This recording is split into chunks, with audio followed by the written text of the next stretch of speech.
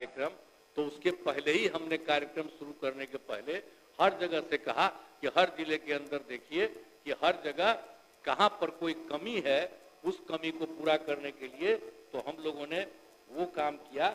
अब सब जगह का हम लोगों ने हर जगह का, और आप जानते ही हैं कि जो आपको बता दें कि हम लोगों ने शुरू में ही जो हम लोग वहां से करके आए जनवरी, और उसी के लिए भी कैबिनेट से हम लोगों ने पूरा का पूरा कर लिया, और उसके बाद दूसरे बार भी किए। तो अब हम लोगों ने पहले 4 फरवरी को कर लिया था कैबिनेट से, तो जो भी कमी थी उसके बारे में तय किया, और इसके बाद जो तय किया 25 फरवरी को, उसमें भी किया गया। और उसी तरह से 38 जिले में जो भी घोषणाओं के संबंधित हुआ, तो 430 योजनाओं की स्वीकृति, आप सोच लीजिए हर जिले में जो था 430 ऐसा था। अब उसको सुधारने के लिए हम लोगों ने 25,000 करोड़ रुपए का तय कर लिया, और उसी के चलते अब काम शुरू हो रहा है एक एक चीज। तो ये लोग क्या बोलता है, सबको कोई मतलब है? आज तक कोई काम किया है? सब खम्मा तो हम लोग शुरू से कर रहे हैं। आप यहीं पर देख रहे हैं, आज जब भी हम कहीं जाते थे तो वहीं पर कोई भी आदमी किसी भी पार्टी का था, कोई कहता था, उसकी भी बात को सुना जाता था।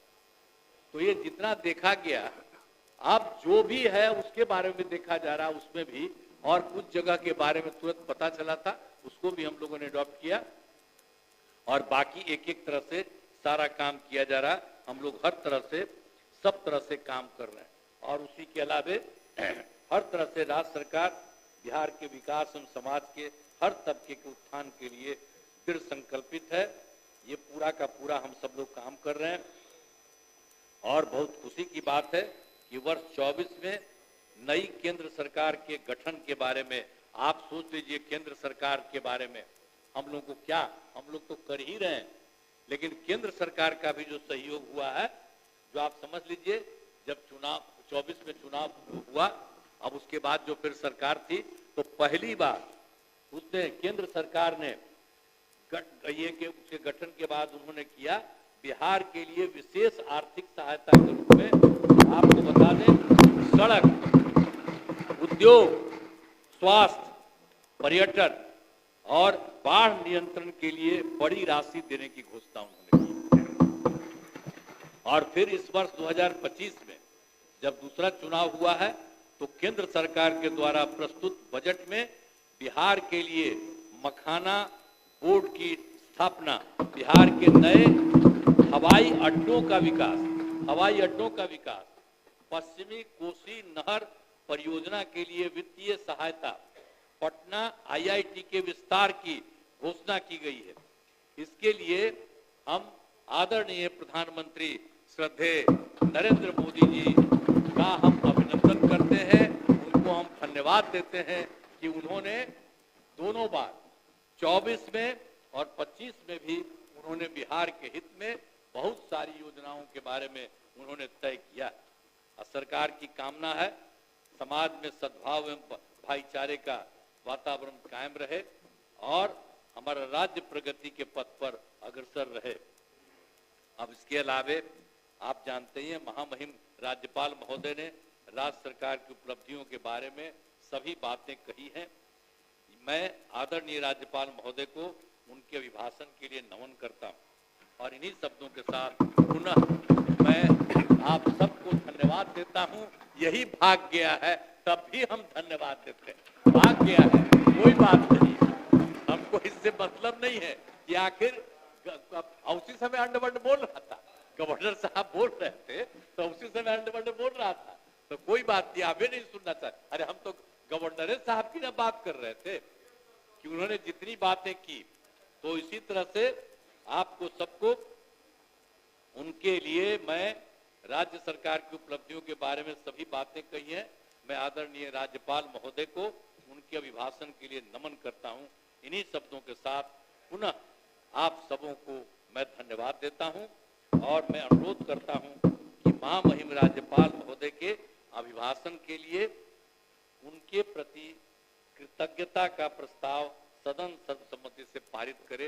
हम तो यही कहेंगे, तो एक साथ दोनों पार्टियों का किए, और उसी के बारे में उन्होंने इतना अच्छा बात किया। हम ही सरकार की तरफ से दिया जाता, हमने ही सारा बात लिख करके उनको दे दिया।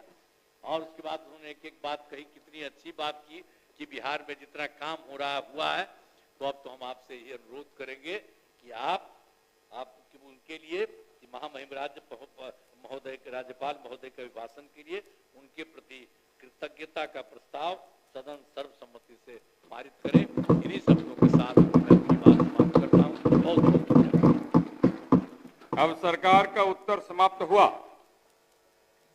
माननीय सदस्यगण, राज्यपाल महोदय के अभिभाषण पर श्री अरुण शंकर प्रसाद सविसा द्वारा प्रस्तुत किए गए धन्यवाद प्रस्ताव पर माननीय नेता विरोधी दल श्री तेजस्वी प्रसाद यादव, श्री अजीत शर्मा सविसा एवं श्री महबूब आलम सविसा के संशोधनों पर विमर्श हुआ। अब मैं एक एक करके संशोधनों और मूल प्रस्ताव को लूंगा। क्या माननीय नेता विरोधी दल श्री तेजस्वी प्रसाद यादव अपना संशोधन वापस लेना चाहते हैं? प्रश्न यह है कि धन्यवाद प्रस्ताव के अंत में माननीय नेता विरोधी दल श्री तेजस्वी प्रसाद यादव द्वारा प्रस्तुत संशोधनों को जोड़ा जाए। जो इस प्रस्ताव के पक्ष में है वे हाँ कहें, जो इस प्रस्ताव के विपक्ष में है वे ना कहें। मैं समझता हूं कि विपक्ष बहुमत है, यह प्रस्ताव अस्वीकृत हुआ। क्या माननीय सदस्य श्री अजीत शर्मा अपना संशोधन वापस लेना चाहते हैं? प्रश्न यह है कि धन्यवाद प्रस्ताव के अंत में माननीय सदस्य श्री अजीत शर्मा द्वारा प्रस्तुत संशोधनों को जोड़ा जाए।